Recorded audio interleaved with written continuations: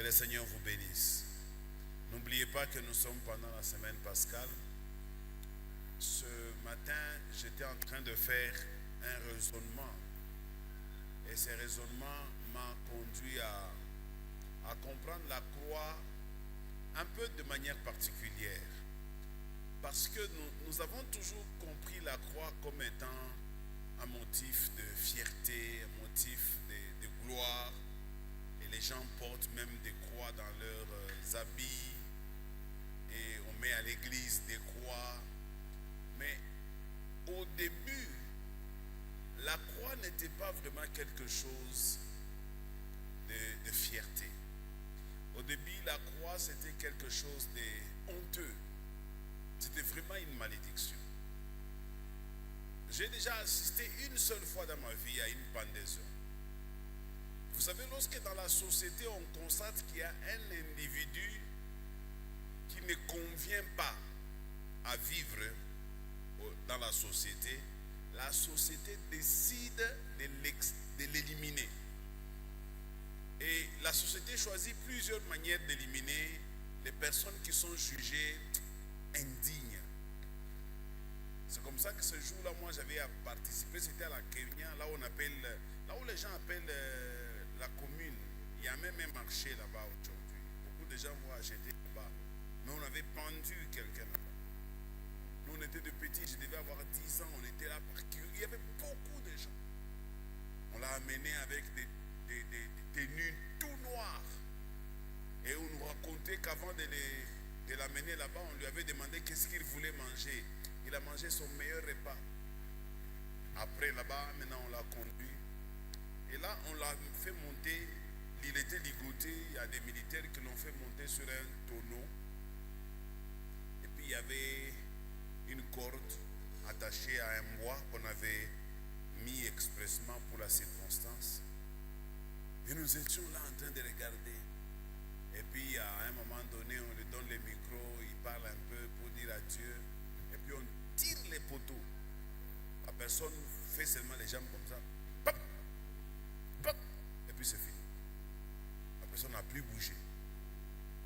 Et puis ils sont montés, ils ont enlevé la corde, ils l'ont fait descendre, et c'était comme ça. Alors, généralement aux États-Unis, quand quelqu'un est condamné à mort, eux, ils utilisent la chaise électrique. On te met sur une chaise électrique, on te bande les mains, on te met des courants électriques à la tête et dans tous les parties sensibles de ton corps, on te branche à l'électricité. Et tu vas vibrer là-bas quelques minutes après, paf, tu es parti.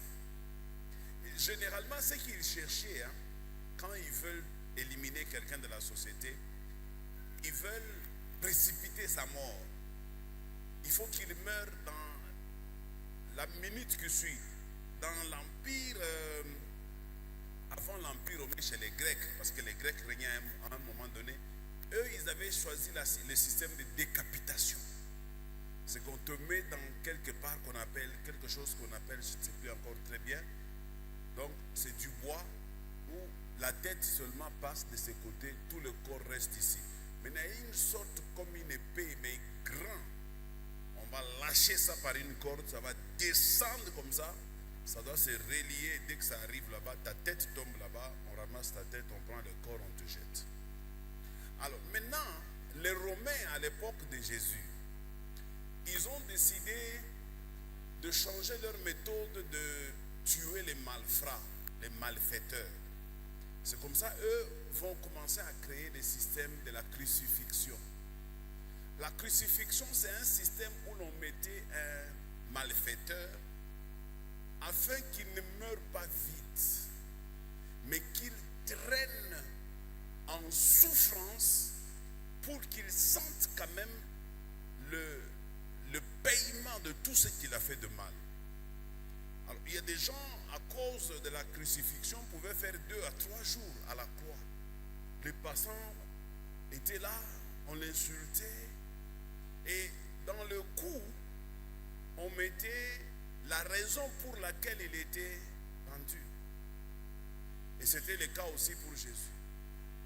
À leur époque, soit on écrivait, il a volé les chèvres des gens, Soit on a écrivait, il a volé l'argent de l'État. Mais pour Jésus, on ne va pas écrire toutes ces choses, on va écrire, il est le roi des Juifs. Est-ce qu'on peut tuer quelqu'un parce qu'il est le roi des Juifs? Alors, Jésus a souffert à la croix par asphyxion. En fait, la croix, c'était une chose honteuse. Maintenant, je vais vous dire où est-ce que je vais aller avec vous. Vous savez, si on prend les véhicules le moins chers, là dehors, que vous connaissez, et le chef de l'État monte dans ces véhicules, est-ce que vous savez que ce véhicule devient un véhicule présidentiel? Du fait que c'est le chef de l'État qui est monté là-bas. Le véhicule présidentiel, ce n'est pas la qualité du véhicule. C'est celui qui habite ces véhicules, c'est celui qui conduit ces véhicules, qui donne la qualité à ces véhicules. Alors, la croix a changé de signification à cause de la personne qui est montée à la croix. La croix qui était considérée comme une malédiction est devenue un sujet de joie. Elle est devenue un sujet de salut, un sujet de bénédiction, un sujet de délivrance. C'est pourquoi nous célébrons la croix de Jésus, non pas comme une malédiction pour nous, mais une malédiction pour ceux qui nous combattent. Parce que par la mort de Jésus, nous avons été rachetés de toutes les malédictions. Quelqu'un me donne un bon amen? Alors la croix de Jésus aujourd'hui devient un motif de fierté. C'est comme cela que je vous convie, bien-aimés dans le Seigneur, à continuer avec la suite du programme jusqu'au dimanche, parce que nous sommes en train de célébrer un acte qui est resté mémorable dans les annales de l'histoire. On n'oubliera jamais l'acte de Jésus. Même les scientifiques et les athées, personne n'a renié l'existence de Jésus sur cette terre. Il y a des gens qui voulaient démontrer le contraire. Ils ont fait des recherches. Ils sont arrivés tous à la conclusion que à cette époque-là, à l'an 0, il a existé un homme. Et cet homme-là s'appelait Jésus-Christ. On peut avoir des divergences sur qui il était ou qu'est-ce qu'il a fait. Toutes les religions s'accordent pour dire que Jésus a existé. L'islam reconnaît l'existence de Jésus. La Rose-Croix reconnaît l'existence de Jésus. Les sorciers reconnaissent l'existence de Jésus. Personne ne peut nier l'existence de Jésus. Église de Jésus, tenons-nous debout. Poussons des cris de joie. Acclamons le Seigneur. Célébrons cet homme. Cet homme qui est reconnu mondialement. Jésus de Nazareth. Jésus de Nazareth. Jésus de Nazareth. Jésus de Nazareth. Tu es le roi, tu es le Seigneur, tu es le prince glorieux, le rocher des âmes.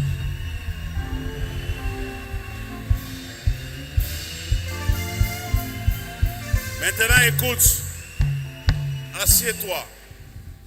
Je veux te donner la raison pour laquelle tu vas acclamer une deuxième fois. Je venais de vous dire que la valeur d'un véhicule n'est pas parce qu'il a été acheté très cher, mais sa valeur est due au fait de celui qui conduit le véhicule. Quand les Juifs vont voir qu'on a écrit sous la croix de Jésus, on a dit Jésus, le roi des Juifs. Les Juifs disent non, Pilate, il faut changer. Il n'est pas le roi des Juifs. C'est lui qui a dit qu'il était le roi des Juifs. Et Pilate a répondu, ce qui est écrit est écrit. Quelqu'un me donne un bon amen. Ce qui est écrit, il est écrit à tous ceux qui l'ont reçu. Il leur a donné le pouvoir de devenir enfants de Dieu. Ma valeur n'est pas parce que je suis de teint clair ou parce que je suis gros. Ma valeur est déterminée par la personne que je porte en moi. Car celui qui est en moi, il est plus fort que celui qui règne dans ce monde. Même si par ma forme je ne représente rien, mais j'ai quelqu'un en moi là-bas.